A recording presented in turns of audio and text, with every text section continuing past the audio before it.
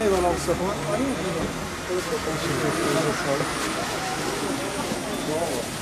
Bay bay.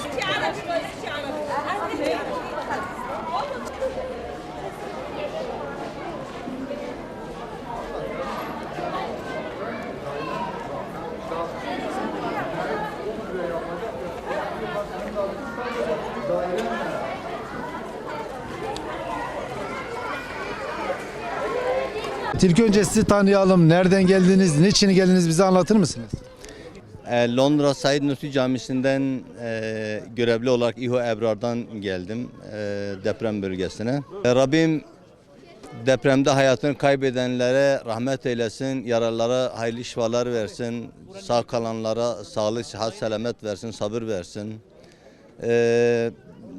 Londra'dan Diyarbakır'a geldik, oradan Antakya'ya geçtik, oradan İskenderun'a ve son durağımız şu anda Malatya'dayız. Gerçekten yardım gerekiyor. İnsanların yardım etmelerini tavsiye ediyorum. Londra Said Nursi Camisi'nin Bayan Kolları adına iftar programını düzenledik birkaç yerde. Son durağımız da buradadır. Burada inşallah sonlandıracağız. Allah-u Teala yardımda bulunanlardan razı olsun. Özür dilerim. Senin yelek kaybolmasın. Telefon az Afya'da. Şahsi kime gittisi.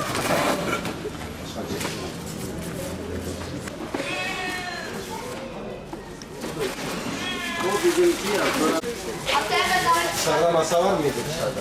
Tamam. Kalo abi işine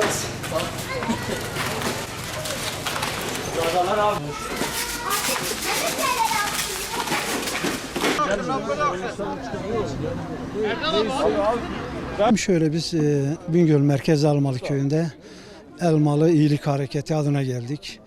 Kendi köyümüzde bacılarımızın, ablalarımızın kendi elleriyle yaptıkları böreklerdir, çöreklerdir, pastalardır, tatlılardır. Biz burada şunu düşündük, geçen seneki bu depremzedeler kendi evlerinde bunların en güzellerini yapmışlardı. Bu sene yapamamışlar depremden dolayı. Bunu düşündük, işte çiğ köfte, tatlı ekstradan kendi evlerimizde, kendi şeylerimizde, imkanlarımızda Bingöl Elmalı Köyü'nden geldik buraya kadar.